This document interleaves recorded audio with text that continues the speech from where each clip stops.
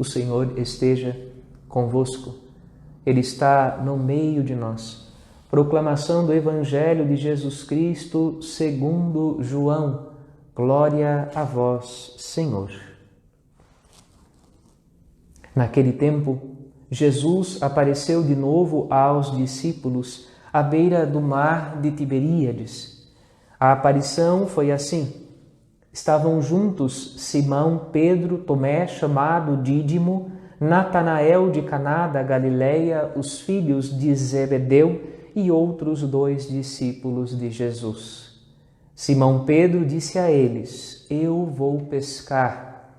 Eles disseram: Também vamos contigo. Saíram e entraram na barca, mas não pescaram nada naquela noite. Já tinha amanhecido e Jesus estava de pé na margem, mas os discípulos não sabiam que era Jesus. Então Jesus disse: Moços, tendes alguma coisa para comer? Eles responderam: Não. Jesus disse-lhes: Lançai a rede à direita da barca e achareis. Lançaram, pois, a rede e não conseguiam puxá-la para fora por causa da quantidade de peixes. Então o discípulo a quem Jesus amava disse a Pedro: É o Senhor. Simão Pedro, ouvindo dizer que era o Senhor, vestiu a roupa, pois estava nu, e atirou-se ao mar. Os outros discípulos vieram com a barca, arrastando a rede com os peixes. Na verdade, não estavam longe da terra, mas somente a cerca de 100 metros. Logo que pisaram a terra, viram brasas acesas com peixe em cima e pão. Jesus disse-lhes: Trazei alguns dos peixes que apanhastes. Então Simão Pedro subiu ao barco e arrastou a rede para a terra. Estava cheia de 153 grandes peixes. E apesar de tantos peixes, a rede não se rompeu. Jesus disse-lhes: Vinde comer. Nenhum dos discípulos se atrevia a perguntar quem era ele, pois sabiam que era o Senhor. Jesus aproximou-se, tomou o pão e distribuiu por eles, e fez a mesma coisa com o peixe. Esta foi a 3ª vez que Jesus, ressuscitado dos mortos, apareceu aos discípulos. Palavra da salvação. Glória a vós, Senhor.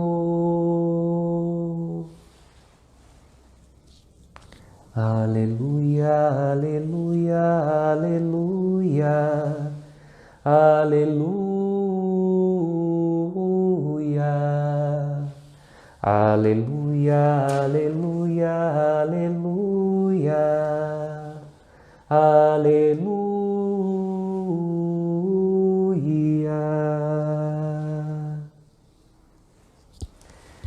Meus irmãos queridos, minhas irmãs, nós nos encontramos mais um dia ao redor deste altar para celebrarmos juntos a Eucaristia, nesta hora da misericórdia. A palavra de Deus dirigida ao nosso coração hoje nos convida a voltar às origens do nosso amor por Cristo. Mar da Galileia, lago de Tiberíades, era o lugar onde tudo havia começado. Ali Jesus chamou seus primeiros discípulos. Foi ali, ao redor daquele lugar que mantinha a vida, que dava alimento à sobrevivência humana daqueles que viriam a ser seus discípulos, ali Jesus começou a dar a eles vida à alma, vida ao coração, vida à espiritualidade, chamando-os para um caminho novo, o seu caminho, o seu discipulado. Evidentemente, eles não sabiam, e Jesus também não lhes tinha dito, o quanto seria custoso este caminho de fé. qual seria esta jornada que eles teriam de enfrentar em meio à pregação de Jesus, aos sinais que haveria de manifestar e ao derradeiro sinal da sua paixão, morte e ressurreição. Muito menos eles imaginavam, Pedro e João, que depois que Jesus tivesse ressuscitado e que eles o tivessem visto ressuscitado, que enfrentariam a perseguição que por um momento rejeitaram, quando Jesus tinha sido preso. Pelo menos é o que enfrentou São Pedro, quando nega ter conhecido Jesus. No momento em que ele está sendo julgado por aqueles que, na primeira leitura da missa de hoje, também estariam tentando julgar Pedro e João por estarem manifestando sinais em nome de Jesus, com o poder e a autoridade de Jesus. A nossa vida, quando começa o seu caminho com Deus, nós não imaginamos por quais caminhos Deus nos convidará a percorrer. Fico pensando na jornada da vida de Abraão, quando sai de Ur da Caldeia, convidado por Deus a uma grande aventura com ele, e faz esta aventura, ele e sua família, despojando-se de si mesmo, de seus sonhos, de seus ideais e confiando simplesmente na promessa de Deus, naquilo que Deus tinha dito a ele: farei de ti pai de uma grande nação. Dar-te-ei uma descendência, dar-te-ei um lugar para criar os teus filhos e para prestar culto a mim, para viver a sua religião e a sua fé.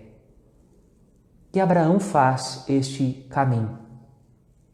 Um caminho cheio de dificuldades, cheio de desafios, mas um caminho que carrega a presença de Deus na sua própria promessa. Carrega a presença de Deus na sua própria promessa, na vida daquele que faz esta aventura lá no passado do povo de Israel, Abraão, nos tempos dos inícios da igreja, Pedro, João e os outros discípulos. Disse Jesus: onde 2 ou mais estiverem reunidos em meu nome, eu estarei no meio deles. Disse mais aos seus discípulos: fazei isto em minha memória. E a igreja nasce ao redor da promessa de Jesus. A igreja nasce ao redor da palavra de Cristo, do evangelho de Cristo, dos sinais que Jesus deixou, da sua presença viva e ressuscitada. Por isso, nós somos convidados ao redor deste altar, com as limitações deste tempo, a renovar a nossa fé e a pedir a Jesus: Senhor, dá-nos a intrepidez, dá-nos a coragem. Que coragem de Pedro e João diante daqueles que tinham sido os algozes do Mestre Jesus. Que coragem de dizer para eles: com que autoridade você nos pergunta que fazemos o que fez Jesus? Fazemos com a autoridade de Cristo, com a autoridade daquele que está vivo e não morto, daquele que vós tentastes matar, mas que está vivo e ressuscitou dos mortos. A autoridade da igreja não é dela. A autoridade dos discípulos de Jesus vem do próprio Cristo. E diante de um mundo que continuamente renega a fé, que procura se refugiar nas suas forças, nos poderes da sua intelectualidade, na sabedoria dos estultos, daqueles que dizem que sabem tudo, mas não sabem nada, e a vida prova que não sabem nada, diante desta loucura, desta insensatez mundana, a fé continua falando ao nosso coração: onde está Deus? Onde habita a providência de Deus? O que faz homens insignificantes, homens e mulheres paupérrimos, de locais infinitamente afastados da humanidade, muitos até sem cultura, formação intelectual. O que é que faz desses homens e mulheres arautos do Evangelho, homens e mulheres de fé e de esperança, senão Deus? Senão Deus e a sua graça. Que estudo tinha Pedro? O que sabia fazer Pedro senão simplesmente lançar redes? E Jesus ressuscitado pede de Pedro apenas isso. Jesus ressuscitado pede de Pedro apenas isso. Está cansado? Trabalhaste a noite toda? Não sabes fazer outra coisa? Então lança as redes conforme as minhas ordens. Faz o que você sabe fazer, mas faz porque eu estou te mandando e porque eu estou tornando tuas mãos poderosas com a força do meu Espírito. Esta é a palavra que Jesus dirige ao nosso coração hoje como igreja. Faz o que você sabe fazer, mas faz guiado pelo poder do Espírito Santo que habita dentro do teu coração, porque Jesus está ressuscitado. Jesus não abandonou a humanidade, não abandonou a sua igreja. Muitos não serão capazes de compreender. Outros vão nos condenar, difamar e caluniar e perseguir inclusive. Mas coitados, porque a morte já lhes habita o coração. Nós pedimos a Deus que através das nossas obras nós testemunhemos aquele que nos sustenta de pé. Dá-nos, Espírito Santo, a intrepidez necessária para proclamar diante de um mundo e de uma civilização que confia em si mesmo que a nossa sorte depende da providência de Deus e da sua graça que habita no meio de nós. E acreditem, como aconteceu com Jesus e como aconteceu nos inícios da igreja, muitos que haviam, por interesses próprios, acorrido ao redor do Mestre Jesus e acorrido ao redor dos discípulos, dos apóstolos, acabarão por partir. Porque muitas vezes abraçar a Cristo não é abraçar a sua cruz, não é abraçar a sua paixão, não é amar o amado. Por isso, o nosso desafio continua a ser amar o amado, amar Jesus, amar suas palavras, amar seus ensinamentos, amar sua cruz, amar seu sepulcro vazio, amá-lo ressuscitado, adorar a onipotência da sua misericórdia, sem tentar fabricar um Jesus agradável a nós, mas amando aquele que nos foi dado como preço da nossa salvação. Peçamos ao Espírito Santo que ouça esta prece que brota com sinceridade da nossa alma e dê ao nosso coração a intrepidez.